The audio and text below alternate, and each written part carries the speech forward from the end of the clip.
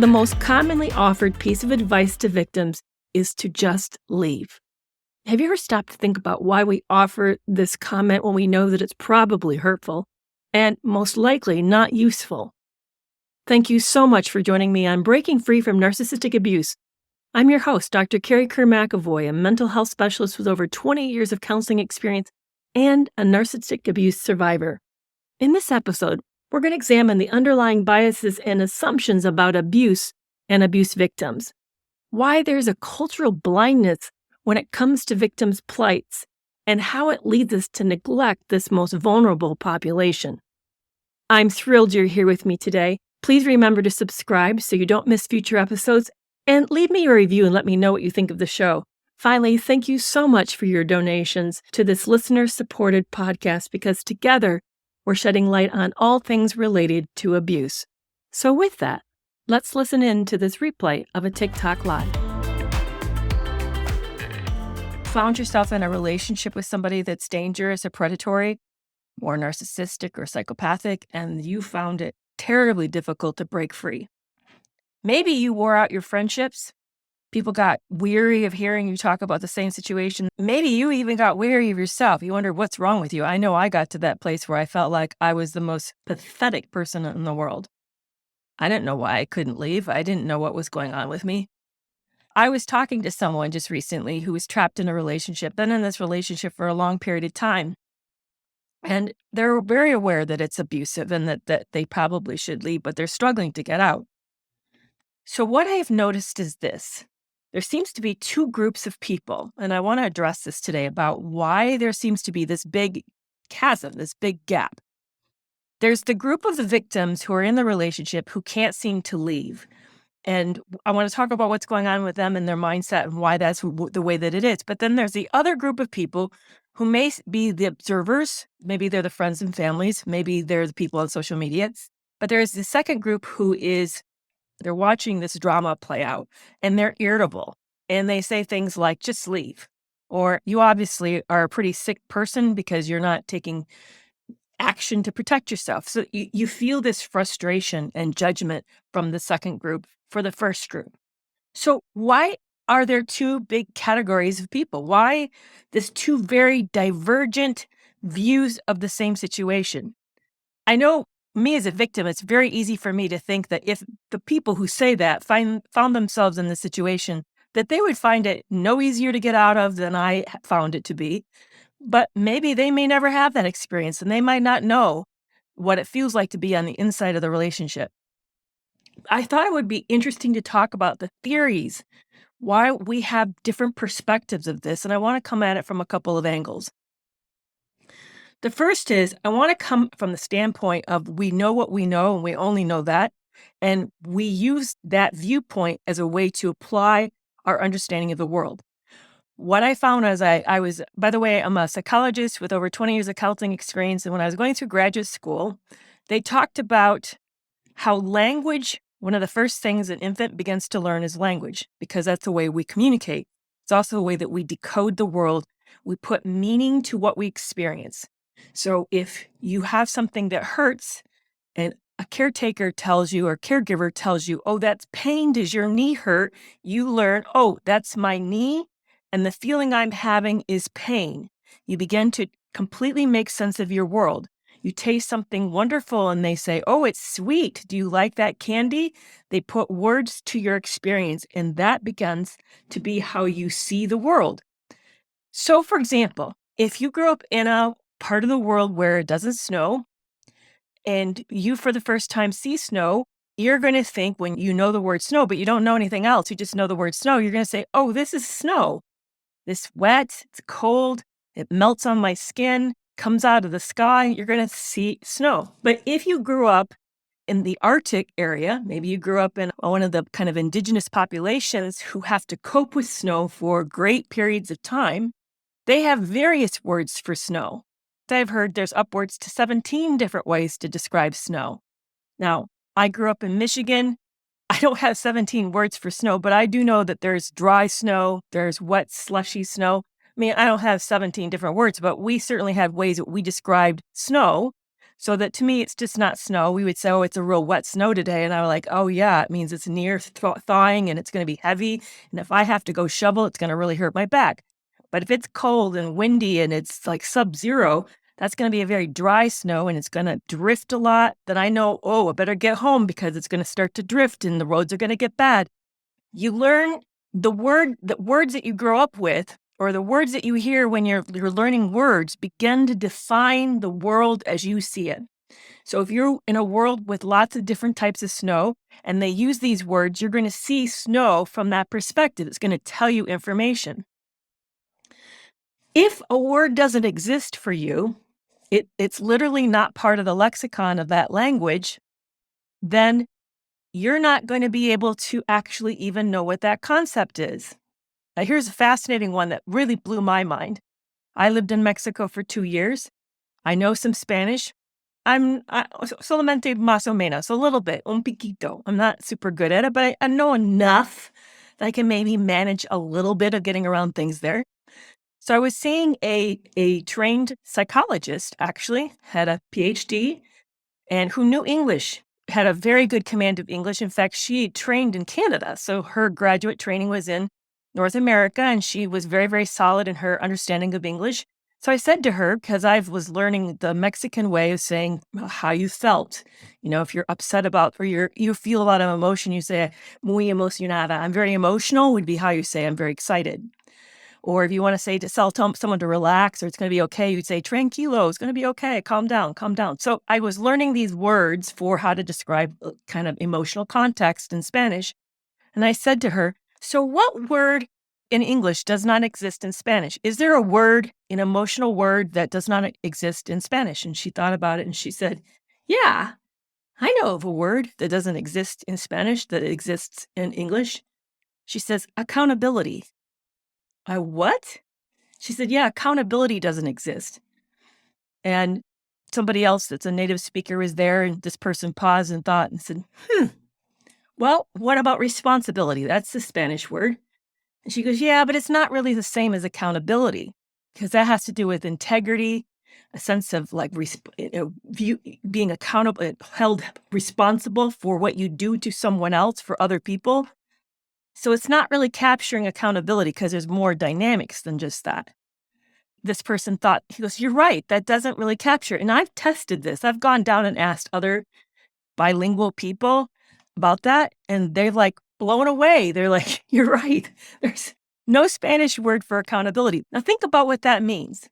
So if you're trying to set up an AA program and you want to build in a mentorship and you want mentors to help hold people who are struggling accountable, and there's not the word for accountability, you're going to have a hard time having them know how to really step in and operate that way for a person. So literally, they're not going to have the language to understand this concept any more than if I had some made up word for snow that meant this snow was like super dry, very sticky, and maybe even dangerous. And if I said that to you, you're like, I don't know what you're talking about. I have no concept of that. When we're talking about victims, and we're talking about what happens to victims' mentality, the inside experience of what it's like when we begin to go through abuse, some of us have grown up in situations in which we're very self-protective. I'm thinking of, for example, attachment theory. There's the perspective of some of us have a secure attachment, and we feel confident, we can go out and take risks, we can ask for what we need. We know people in our world's not going to go away or go anywhere on us. That's a secure attachment. Unfortunately, not a lot of us grew up with that, but hopefully we can learn to do that. But more likely we're fitting into one of other two categories. There's actually 3 others, but a lot of us are anxious attachment. And in those individuals, relationships are risky and we do a lot of work. We're used to kind of pleasing people and showing up and really going above and beyond in order to keep them happy, to keep them in our life because we're used to abandonment. We're used to losing relationships. So when people kind of go quiet or disappear on us, we have to work harder.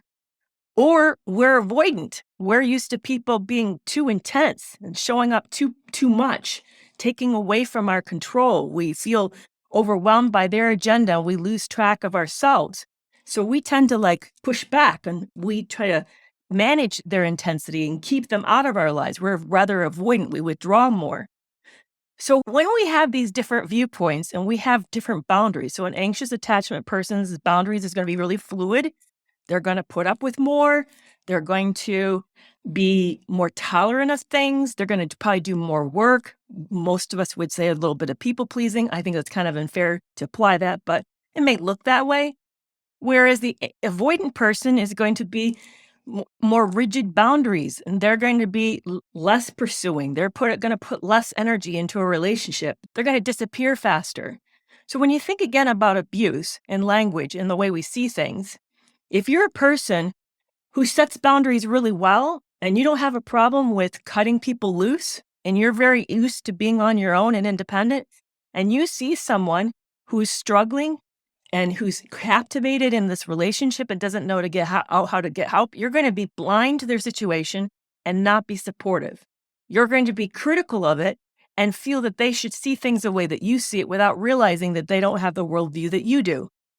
But if you're one of these individuals trapped in these relationships and you know your reality and you know what you've been living with that most people have no idea, and that's the thing that I found the most challenging about when I was in an abusive situation, is that the experience that I had was completely not imaginable. And I'd spent all of my adult life, because I got right in from 18, I started college and learning psychology. I worked all the way through to get my PhD by 28, and I started practicing and seeing clients at 28. I'd spent my entire life trying to make sense of human nature, and I'm now in a relationship as a 50-something-year-old, and it exceeds my experience, my understanding. In fact, I had a specialty in domestic violence. I worked with runaway teens when I was back, a 20-something-year-old. I had all these experiences with working with this population without understanding what this population was going through, which for me, even saying that I'm humbled. I'll tell you, it's embarrassing. So here I am, I'm in an abusive relationship and I can't get out and I feel completely crazy. And I don't know what's going on, except that what I do know is going on feels very, very unsafe. And whatever I do is going to be a mistake. I can't get out well. There's no getting out of this relationship. In fact, one reason you stay is because at least the devil you know is better than the devil you don't. So you know the rules of what it looks like to stay. But if you leave, man, this person's going to make it painful. They're going to really hurt you and hurt you good. So it's just easier to do nothing. It's just easy. But the rest of the world who's not experienced this has a blindness, and they don't see that. They haven't experienced it. They don't know what it's like on the inside. And so as a result, their advice is often not, at least it's ignorant advice. And at the worst, it augments, it worsens the abuse. We feel abused not only by the abuser, but we end up feeling abused by the public. When I was in the middle of the toxic marriage, I couldn't figure out if I should stay or go. I didn't know if he was a good person or not. Was there hope? Was he really getting help like he said? And my mind would just get stuck on these questions. It became like a paralysis, sort of a form of gridlock. And every option felt like the wrong option. Are you in a similar spot? Well, I've created a course, an online course and workbook just for this. I wrote it for the me that I was when I was stuck back in that last marriage. It's called First Steps to Leaving a Narcissist. It's been designed to help you break through the mental fog so that you can begin to see the truth clearly. It's going to take roughly 7 hours to work through and includes psychological questions and exercises, the type that you would get if you went and saw a counselor. There's videos and detailed explanations of what cognitive dissonance is. There's also a workbook that's both a companion to the course that will help take your experience to the next level, but it can also be used as a standalone guide, although I strongly urge you to do it in conjunction with the course. I have created both a digital copy so that you can keep your answers on your device so that it's kept private for your safety, But maybe you're someone who prefers to hold a book in your hand so you can also get the print copy through Amazon. If you find yourself trapped and you don't know what to do next, then this is for you. It is something that I needed so desperately a few years ago, and it would have saved me so much lost time and tears. So you want to learn more? See the link in the show notes to hear more about first steps to leaving a narcissist.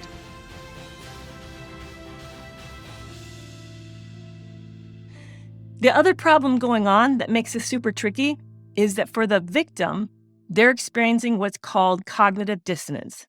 Now, what is that? And by the way, I have really made this a big study of mine because when I was going through it, I really wanted to understand why there was moments where I couldn't even speak. I literally was mute. I had selective mutism.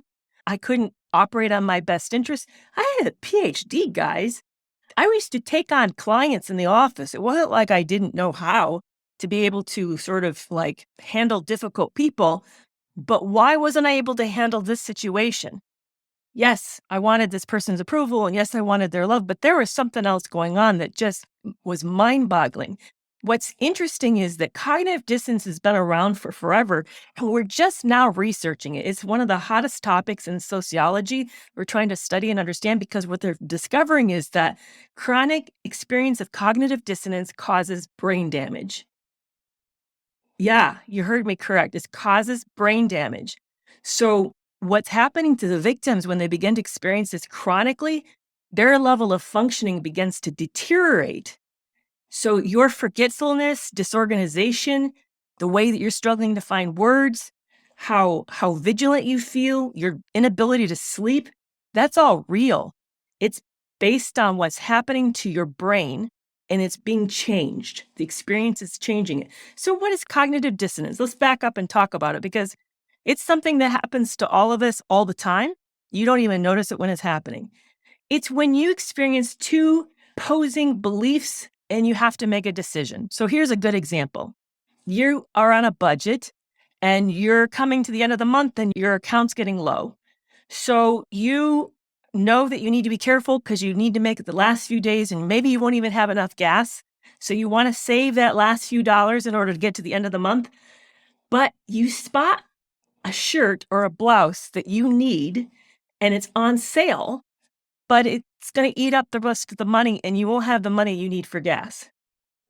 And you don't know how long the sale's going to last. And you go and you talk to the salesman and they say it's the last one they have in stock of that size. So if you wait a week, you may not be able to get it for this price and it may not even be available. So what do? That moment of that indecisiveness, that pain that you feel, that's cognitive dissonance. So you make a decision. And yes, some of you are already telling me what decision you'd make. You make a decision. And the minute you make the decision, you've solved the cognitive dissonance. You make some explanation to yourself. Either if you decide to buy it, you justify it some way.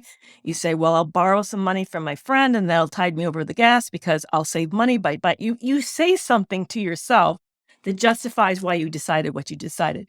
If you decided to wait, you tell yourself you'll find something else that will work. I mean, you say something, you make some solution that sort of gets you through it so that you can feel okay about your decision. The problem that happens with abuse is the cognitive dissonance is about your partner or about the situation. In fact, there's 3 stages of it. In the beginning, you find out something shocking that you didn't know about this person, that like maybe, they lied or there's something going on you had no idea. Now you're seeing a side of them you didn't know existed. You didn't know that you'd been love bombed. You thought you really met the right real person. And now you're discovering you don't know them the way you think you know them. So the big first cognitive dissonant question you ask yourself is, who is this person? Are they good or bad? And who did I get into a relationship with? So there's where your first set of like big stopping moment. And you can't decide because they seem to be both. They go back and they treat you the way that you were when you first met them. And then they have another bad moment or another big blow up and you think you see the other side. So you see both sides and you're living in this waffling between both sides and you can't tell what's real. Or maybe you did catch them on something bad And then they tell you, with a really big tears that they're working so hard and they've never worked harder. You're the best thing they've ever found and, all of this stuff. And you're caught because you think, well, what kind of person am I? Am I going to walk out on somebody? Well, I don't want to walk out on just somebody who needs me, someone who's changing. And we just took a poll. Do you find it easy to leave a narcissist? And 80% of you said, I struggled immensely. Nobody said they didn't struggle. Nobody said this was an easy decision. It was a difficult decision for everybody. And 20% of you are still trying to leave right now. So that's fascinating. Thank you for sharing your information on that. I appreciate that. So you're waffling on that about who is this person? And then it doesn't get better. It keeps getting worse. So then the next stage of cognitive dissonance is you start to ask yourself, is this relationship worth saving? Is it salvageable? And you kind of waffle back and forth. You see moments of give you hope. I know mine said he was going to therapy. My therapist thought it sounded like he was working. I was getting input that looked like he was working. He said some of the right things, and then there would be another really bad thing, and then there would be another, it was back and forth on this. So that's the second stage. And then the third stage of cognitive dissonance is you begin to think, what's wrong with you? You're not making any decisions to take care of yourself. It feels utterly crazy making. This is not who you've been. This has not been your track record. You don't behave like this, and you're still here. And you wonder what's wrong with you. You can see the levels of cognitive dissonance are worsening. It's, I don't know who my partner is. I don't know what's going on, or to my friend or my loved one is. Why am I still in a relationship with this person? I don't know what. Should I not? And then you begin to think, what's wrong with me because I'm still staying in a relationship with them? You can see how there's decline. But that chronic state of stress and indecisiveness, because remember, cognitive dissonance is just about a decision. It's about a momentary decision that we make, decide, move on. But when we stay in this, and I remember it was like the last thing on my mind when I went to bed. It was the first thing on my mind when I woke up.